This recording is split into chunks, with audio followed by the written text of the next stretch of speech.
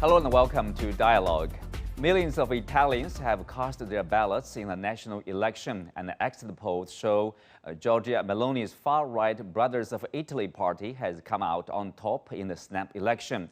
How will this change the direction of Italy and the EU? What do we know about Italy's next prime minister? And can the new leader bring new stability to the country? To discuss these issues and more, I'm joined by Cui Hongjian, Director of the Department for European Studies at the China Institute of International Studies, Francesco Sisci, Senior Researcher at the Renmin University of China, Iain Begg, Professor at the London School of Economics and Political Science, and Harvey Dzodin, Senior Fellow at the Center for China and Globalization. That's our topic. I'm Xu Qinduo.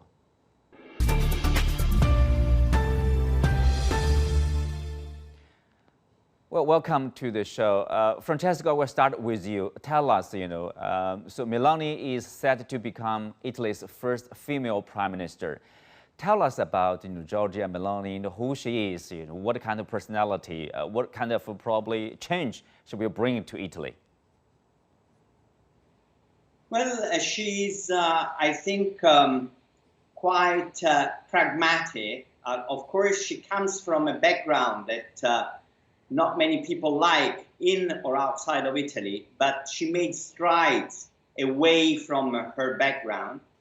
She's very level-headed person, and I do know that she has been talking to everybody in Italy and out of Italy, because this result was long expected. She was long expected to win the election, and she prepared, I think, quite well for this event. And she had been talking to the President of the Republic, Sergio Mattarella. She has been talking to the acting Prime Minister, Draghi.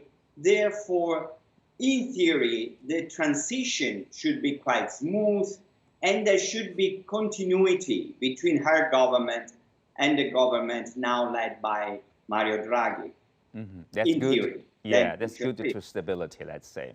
Iain, if you look at the media, when people talk about Meloni, people, it's like presenting her a victory, let's say. It's like the return of Mussolini. Is that a bit exaggerated, to say the least? Yes, it is exaggerated. Mussolini was an out-and-out fascist. He ruled virtually as a dictator for his 20 years in power, and it's worth recalling that Mussolini is the longest-serving Italian prime minister ever.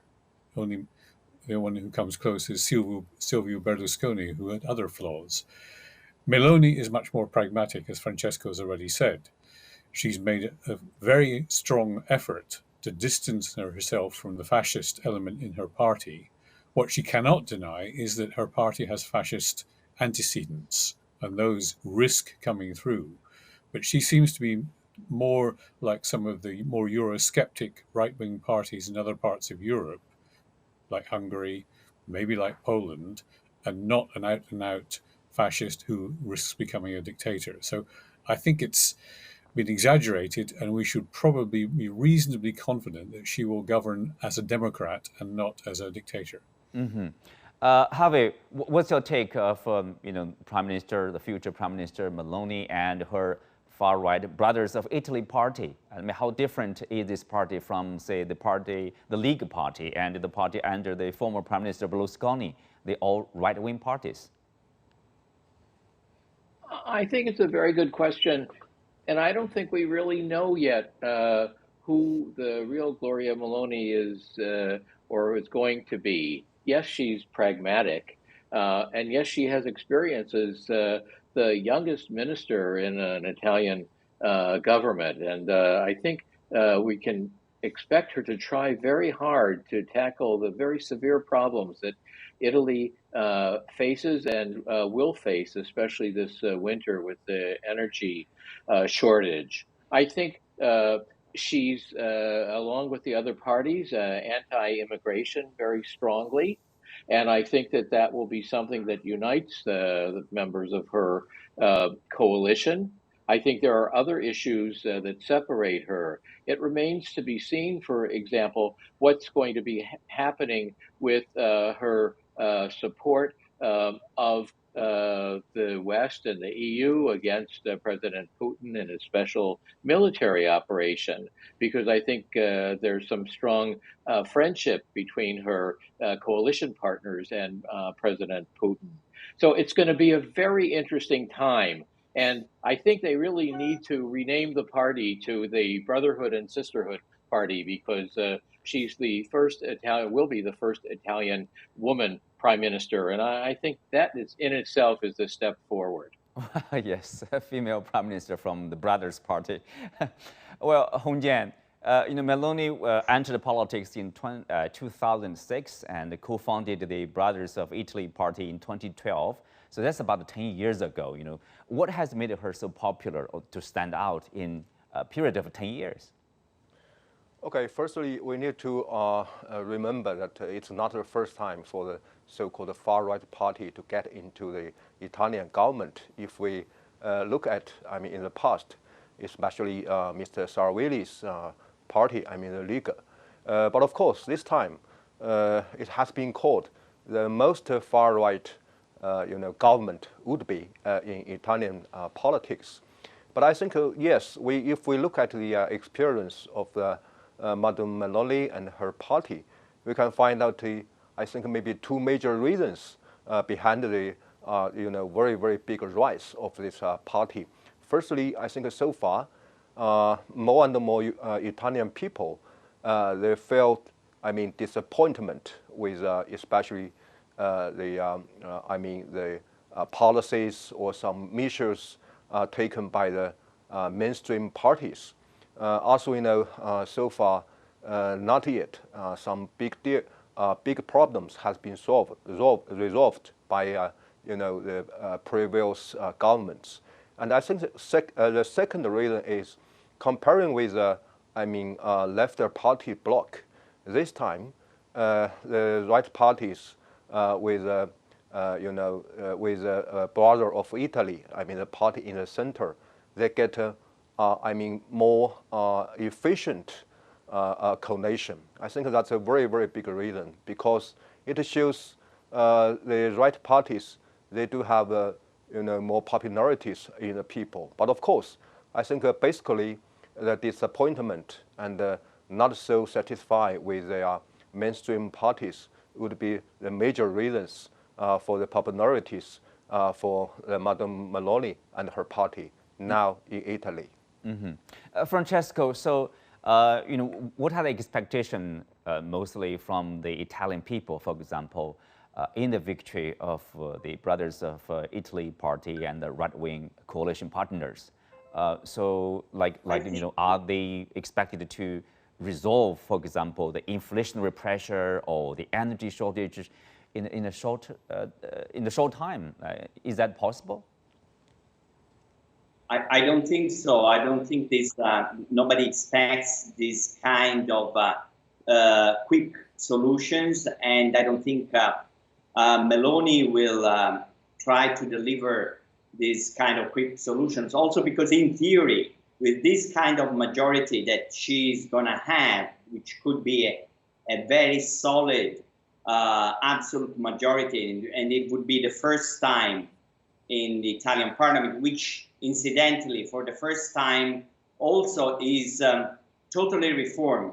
The Italian parliament used to have about 1,000 members. Now it has 600 members, and they are divided 200 in the Senate and 400 in the lower house. So and here she has an absolute majority. So in theory, she can have ahead of her 5 years, which is more than any president government ever had in Republican history. So if I can, understand what she's thinking long term rather than short term, and therefore she's trying to build a very strong majority. She has the absolute majority in the coalition that has also the absolute majority. The other voices are quite tame. Therefore, she promises to set Italy on a different rail, so to speak. We shall see what is going to happen, but it's more like a long-term intention. So, Francesco, you are talking about her plan, probably aiming at a long-term solution to deal with the country's problem challenges. But then, if you look at the history, during the past 2 decades, Italy has had 11 prime ministers since the turn of the century. Basically, on average, once every 13 months, you have a new prime minister. But can we say, she will be free of problems or free of division, even with this coalition of right-wing parties? No, this is not what I'm saying. I mean, in fact, even longer than 30 years, if you stretch in the Republican history, Italy has been a republic since 1946. We have one government, one prime minister for one plus a couple of months of prime minister every 14 months or so. So this the past is really not a good example. However, as I was saying, these parliament and these new elections rules applied to this parliament have, for the first time, delivered an absolute majority. In fact, there are people in the left that they are afraid that she will use this absolute majority to garner even more power to advance her agenda. This is I don't know what is going to happen, but she's in a very different position than other governments in the past. This is all I'm saying. In the position of strength. However, perhaps difficulties, snags will be here. And one, I would say 2 difficulties she is facing. First, the country is very divided. She has gained the absolute majority with 44% of the votes in the coalition. And in this, she has, in this 44, she has 26%. So very tiny in terms of population-wise. Plus, yes, abroad, in Europe, and over the Atlantic, in the world, there are expectations, but also concerns about her past. And so she faces a double challenge, abroad and internally. So after having won the votes, now she has to win the people in Italy even beyond the scope of her parties, and also win the people abroad. I mean, convince them that she's a reliable partner.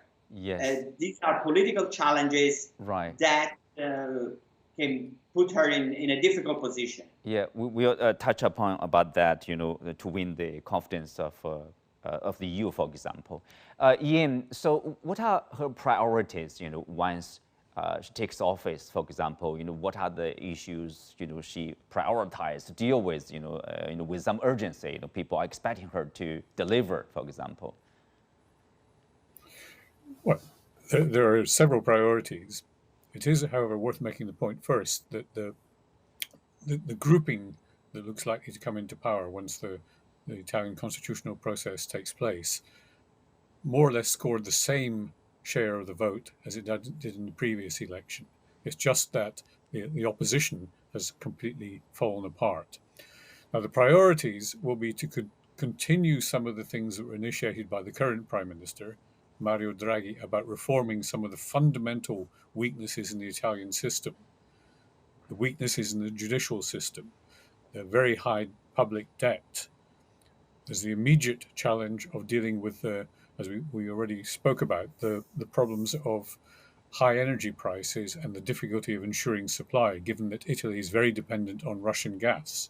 They've been racing around trying to get Algerian, Qatari, and other sources of gas. But that could come to a head very quickly, depending on what Vladimir Putin does. She's also likely to need to face the possibility that the members of her coalition may not be that stable.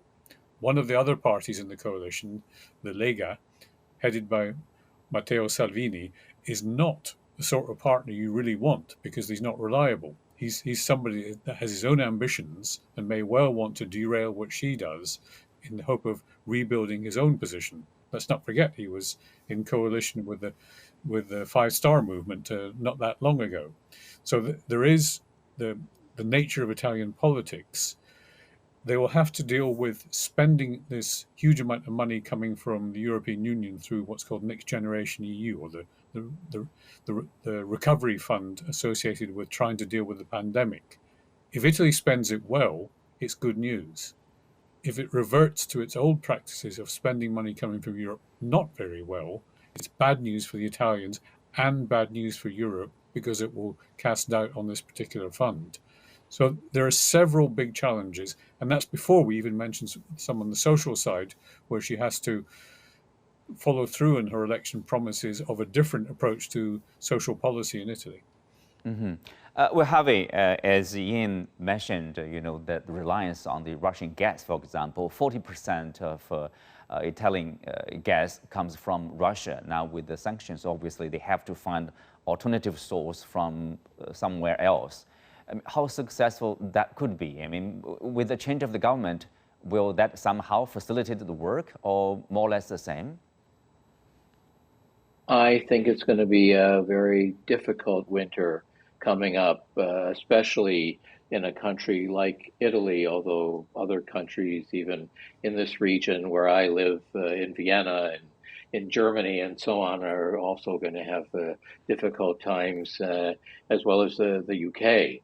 So I'm not sure, and I worry that Meloni will be influenced by her coalition partners to maybe be less strong when it comes to opposing Putin, because Italy's going to have great problems. And I think this is a situation that all of Europe faces. So I don't know what's going to happen in the future, but I think it's going to be a long, cold winter. I don't think Italy's going to be able to get the supplies that it needs. So I think it's going to have a negative impact on the Italian economy, as it will on so many other European economies. It's not a pretty picture at the moment, and especially for Italy, which seems to have a continual sense of instability and a lot of difficulty in governing, it's going to be particularly difficult. Mm-hmm. Well, under the EU's stimulus package, Italy will receive about $200 billion, of EU economic recovery funds, as mentioned by Iain, by the end of 2026. So there is an issue, like how her government is going to deal with the EU, the leadership over there. At the same time, we know that before the election, the votes actually, the EC President van der Leyen did respond to the concern of right-wing or far right-wing victory in that country. So let's take a look here. So we'll see if things go in a difficult direction. I've spoken about Hungary and Poland. We have tools if things go in the right direction, and people as a body that is always where always governments have to be accountable to, play an important role. Hongjian, do you think van der Leyen's remarks obviously is a bit controversial? Some people accuse her of interfering the election or the affairs of Italy. Obviously, the EC is ready to take a tough line if there's something wrong, probably, with the new government there. Certainly, I think there will be some, negative response from Italy to this kind of remarks from, one of the leader of the European Union institution, and it shows, I think, the very, very possible, trend that now European Union institution is trying to intervene more and more internal, affairs or internal politics of some member states, just like they did in some other member states. I think also it shows a very big concern and worry from European Union institution about the possible political change in Italy once there is the so-called far-right coalition in Italy. Because as we know, and Italy is one of the biggest economies in the European Union and the Eurozone. So once there will be some negative political change in the eyes of the European Union institution, certainly it will give bigger and I mean like so negative impact on the European integration. So far, it gives a lot of troubles to the European Union institution to deal with the issue from Hungary, from Poland. So once there is another, I mean Italy, I think there will be big trouble for European Union. So now to stop any kind of tendency in Italy or in some other member states, I mean this not welcome, unwelcomed political changes. Now European Union is trying to show the more consensus or even some measures to intervene the member states' politics, just like what happened between European Union and Hungary.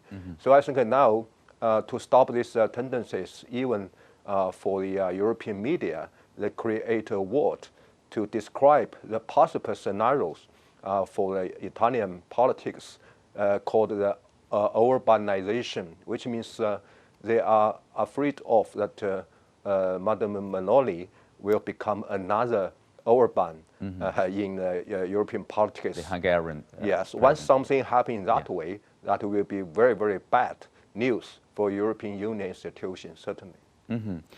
Francesco, Meloni did mention that she will defend the interests, national interests of Italy inside the EU. What does that mean? What kind of indication she is giving out in terms of the relationship with the EU? Well, the indications are actually quite different from whatever has been used by the international press, of course, which tends, by its own definition, I've been a journalist for a long time, to stress differences rather than agreement. In fact, she has been distancing herself from Orban, and also her party during all the war has been the most active in promoting the sale of arms to Ukraine. In fact, it was the most anti-Russian of all the parliamentary parties in Italy. Therefore, she has gained quite a good foothold with other moderate parties, and she claims she is a conservative, not something else. However, having said that, relationship between Italy and EU has had its own differences, but there is something technical in this 200 billion euros package. That is, Italy has to spend first the money, and the money is being reinforced by the EU. Therefore, the difficulty is quite real. I mean, if the EU doesn't like how Italy has spent the money, well, it doesn't get the money back from Italy. That means that Italy's overall financial situation will get worse. And Meloni is quite well aware of that.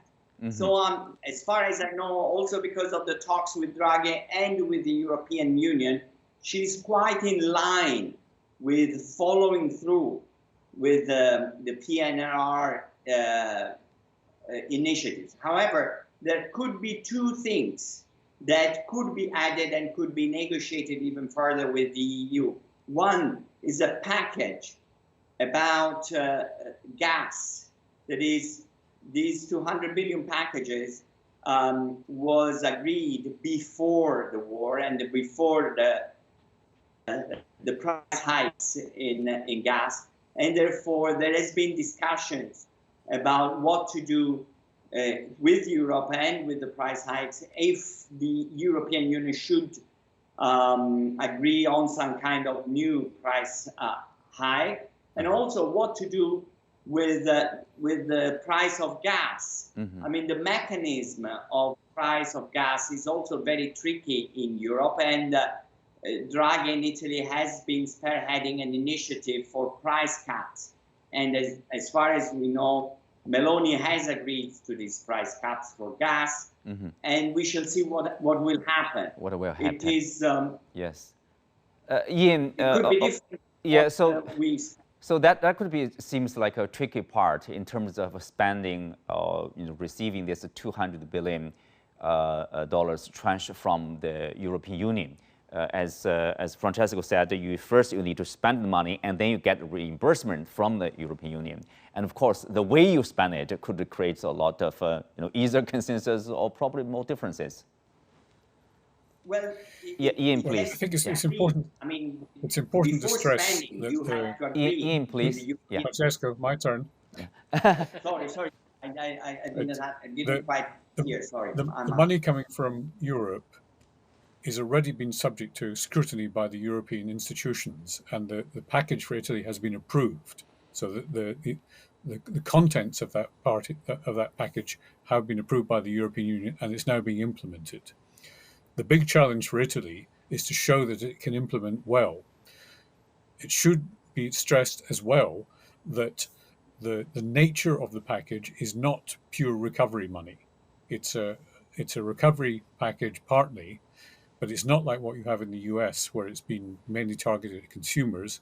The money coming from Brussels through this channel is predominantly for green policies and for digitalization. Italy has lagged very far behind on digitalization in the past, a very low rate of broadband rollout and so on. So that kind of supply side reform, which the package is predominantly aimed at, is something Italy needed anyway. Therefore, the challenge for the Meloni government will be implement. Make sure you implement well. Draghi had started the process. The danger with Italy is that somehow it gets sidelined into projects which deal with local interests or regional interests and loses sight of strategic purposes. So what they have to concentrate on is the strategy as opposed to the way in which they pay the money or receive the money. That's a second order question. Mm-hmm. Well, Harvey, if you look at the results, of course, that's a victory for the far right parties in Italy. But then that follows, similar victories in other European countries. For example, people would call that the rise of the right-wing, parties, politics. Sweden's anti-immigration party, in France, you have Marine Le Pen, not in power yet, but still that's a huge rise. How are Europeans worried about that kind of a trend, or is that a trend? Yeah, I think it's a trend, and I think it's worrisome. Mario Draghi was called Super Mario because of his leadership in terms of saving the euro. And even Superman is subject to being neutralized by kryptonite. And the kryptonite of the world today is twofold: COVID and its consequences, and President Putin's special military operations. And this has killed many politicians and has changed many people's votes because they're sick and tired of COVID. They're worried about what's going to happen this winter. And I worry that these two influences will result in more regime changes in Europe and will be challenges for any politician, because like I said, what's been going on the last couple of years is basically kisses of death for any policymaker, any political leader. It's going to be a long, cold winter, I'm afraid. Mm-hmm. Challenges ahead. Well, with that, we come to the end of today's show. Many thanks to our guests. You can also find us on the CGTN app on YouTube. I'm Xu Qingduo. Thank you for being with us. See you next time.